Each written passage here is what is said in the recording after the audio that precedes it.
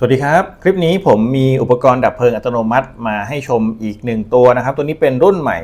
เป็นรุ่นที่ให้ความเข้มข้นสูงนะครับผมเคยรีวิวไปแล้วเคยทดสอบไปแล้วนะครับตัวนี้ก็เป็นตัวที่จะปล่อยไอดับเพลิง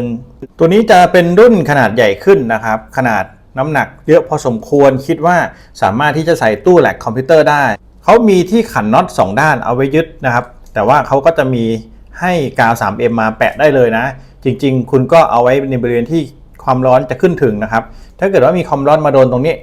ประมาณ190 องศาเขาก็จะปล่อยควันออกมาฟู่เลยตัวนี้จะควันเยอะมากผมเคยรีวิวและทดสอบไปตัวเล็กๆเองแต่ควันหนาแน่นมากจริงๆนะครับตัวนี้สำหรับใส่ในตู้ไฟฟ้า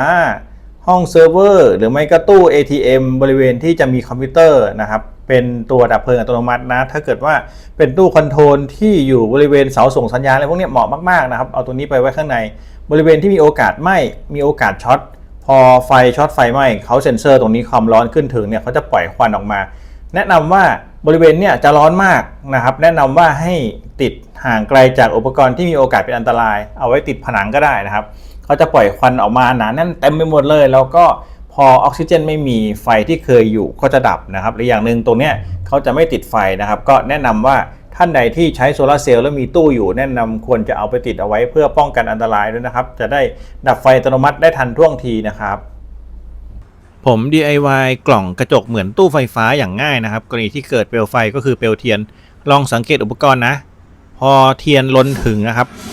ได้รับความร้อนเขาก็จะฟู่ออกมาเสียงเบามาก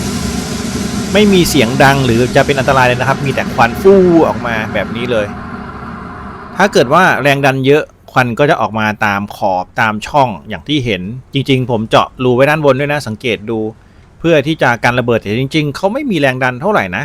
ก็จะเห็นแค่ควันหนาแน่นแบบนี้นะครับยิ่งหนาแน่นในตู้ยิ่งดียิ่งตัวใหญ่ยิ่งดีพอควันหนาแน่นเนี่ยเปลวเพลิงก็จะดับเร็วขึ้นนะครับถ้าเป็นเปลวเพลิงแบบเทียนเนี่ยจะดับง่ายหน่อยแต่ถ้าเป็นเปลวเพลิงจากแบตเตอรี่เนี่ยก็อาจจะต้องใช้เวลานิดนึงฉะนั้นควรจะใช้ตัวใหญ่นะครับแล้วก็ติดให้ห่างจากอุปกรณ์อย่างอื่นที่มีโอกาสละลายเพราะความร้อนนะเขาก็จะใช้เวลานานพอสมควรนี่คือประมาณเกือบ5 นาทีนะครับกว่าคันจะหมดนะครับผมก็ค่อยๆสังเกตตอนนี้ก็ยังมีควันออกมาจากรูนะครับผมลดแรงดันผมกลัวกล่องมันระเบิดแต่จริงๆไม่มีโอกาสระเบิดเลยนะสังเกตดูแรงดันไม่เยอะเขาก็จะซึมออกมาตามช่องทั้งข้างอะไรพวกนี้นะครับเสียงเบามากแล้วก็ควันออกมาเยอะแรงดันไม่ค่อยมีนะครับแต่ก็จะมีความร้อนอุ่นๆนิดนึงผมสัมผัสตรงกระจกนี่ก็มีความร้อนนิดนึงสังเกตดูควันด้านข้างก็ยังมีอยู่นะตรงนี้นะครับนี่ผ่านมาเกือบ5 นาทีสังเกตดูเทียนดับหมดนะครับไฟต่างๆดับหมดแล้วนะครับตอนนี้ก็ถือว่าค่อนข้างโอเคมากๆนะครับการใช้งานถือว่าตรงตามวัตถุประสงค์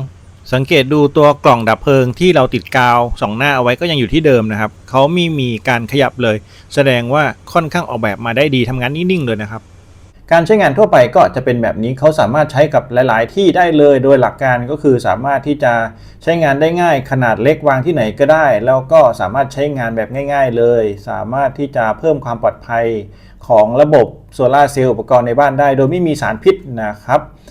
หลักการของตัวนี้ก็คือเมื่อไหร่ที่เขาตรวจสอบเจอว่าความร้อนเกิดขึ้นในระบบบริเวณที่เป็นเซ็นเซอร์นะครับเขาก็จะลุกไหม้แล้วก็ปล่อยควันออกมาเพื่อที่จะลดออกซิเจนในอากาศนะครับ